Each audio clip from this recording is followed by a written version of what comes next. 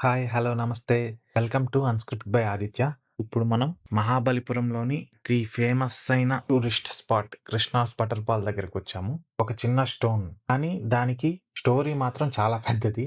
ఇది ఒక normal rock అయితే కాదండి. ఇది చాలా సెంచరీస్ నుంచి బ్యాలెన్స్ అవుతూ ఉంది. ఇది ఎలా పడిపోదో, ఎవరు పెట్టారో, లేతే ఇది నేచురలా లేతే ఏదన్నా మిస్టరీయా అనేది ఎవరు కనుక్కోలేకపోతున్నారు. దీన్నే కృష్ణాస్ బటర్ బాల్ అంటారు. ఆ రాయిని చూస్తుంటే డౌటొస్తుంది గదా! ఇది ఎలా బ్యాలెన్స్ అవుతున్నాదో అని. ఇది స్లోప్ మీద ఉంది. బట్ స్టిల్ మూవ్ అవ్వదు. ఇప్పుడు ఈ కృష్ణాస్ బటర్ బాల్‌కి సంబంధించిన బ్యాక్ స్టోరీని మనం తెలుసుకుందాం. భారతదేశంలోని మహాబలిపురంలో గురుత్వాకర్షణకే సవాలు విసురుతున్న ఒక అంతుచిక్కని రహస్యముంది. రండి దాని కథేంటో చూద్దాం. దక్షిణ భారతదేశంలో ఒక చిన్న కొండ. ఆ కొండమీదో వింత. అసలు సైన్స్ సూత్రాలకే అంతుచిక్కని ఓ భౌగోళిక అద్భుతం అక్కడే ఉంది. ఆ బండరాయి బరువు ఎంతో తెలుసా? ఏకంగా 250 టన్నులు. అంటే ఓ పెద్ద నీలితిమింగలం ఎంత బరువుంటుందో అంత బరువన్మాట. 1000 సంవత్సరాలకు పైగా అది జారిపోయేంత వాలుగా ఉన్న ప్రదేశంలో కనీసం అంగుళం కూడా కదలకుండా అలాగే నిశ్చలంగా ఉంది. మరి ఇన్ని వందల ఏళ్లుగా అది గురుత్వాకర్షణను ఎలా ధిక్కరిస్తోంది? ఇదే అసలైన ప్రశ్న. దీన్ని కృష్ణుడి వెన్నముద్ద అని పిలుస్తారు.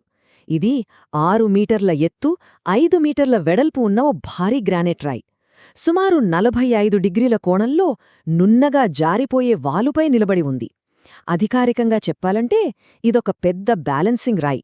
అంతేకాదు, యునెస్కో ప్రపంచ వారసత్వ ప్రదేశంలో ఇది కూడా ఒక భాగం.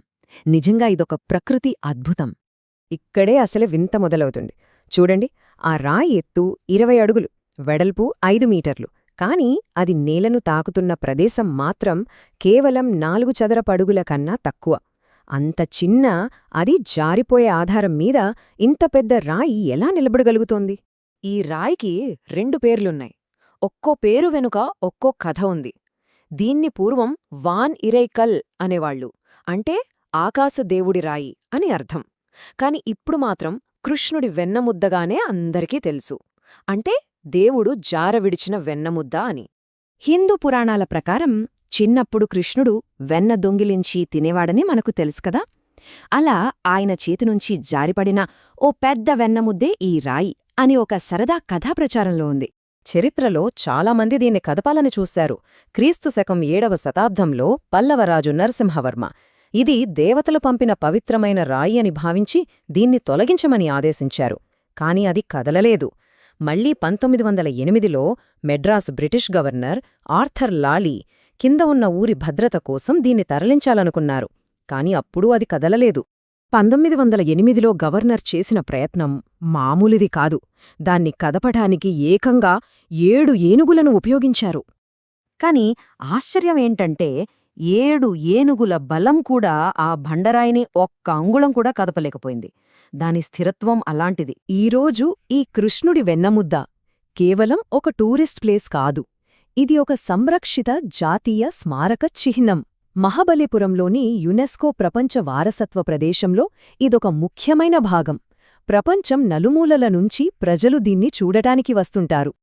అంతేకాదు, ఆ రాయి యొక్క చెక్కుచెదరని సమతుల్యం ఒక అద్భుతమైన ఆవిష్కరణకూడా ప్రేరణగా నిలిచింది. 10వ శతాబ్దంలో రాజరాజ చోళుడో ఈ రాయి బ్యాలెన్స్ను చూసి ఎంతగానో స్ఫూర్తి పొందారట. దాని ఫలితమే ఒక ప్రసిద్ధ బొమ్మ. అదే ఈ తంజావూర్ బొమ్మ. దీన్ని మనం ఎంత వంచినా కింద పడదు, మళ్ళీ నిటారుగా నిలబడుతుంది. దీని అర్ధగోళాకార బేస్ వల్ల ఇది సాధ్యం. ఈ బొమ్మకు స్ఫూర్తి నేరుగా ఆ కదలని బండరాయి నుంచే వచ్చింది. పర్సనల్లీ చాలా ఇంట్రెస్టింగ్‌గా అనిపిచ్చింది ఈ బటర్ బాల్‌ని చూస్తుంటే. సింపుల్‌గా ఒక రాక్ కానీ స్టోరీ, మిస్టరీ, హిస్టరీ అన్నీ కలిసిన ఒక యూనిక్ మనం మహాబలిపురంలో చూసాం. So, I'm very happy. Video నచ్చితే లైక్ చేయండి. ఇంకా ఇలాంటి ట్రావెల్ వీడియోస్ కోసం సబ్స్క్రైబ్ అవ్వండి. నెక్స్ట్ వీడియోలో ఇంకొక ఇంట్రెస్టింగ్ ప్లేస్‌తో కలుద్దాం. Until then bye bye. నేను మీ ఆదిత్య.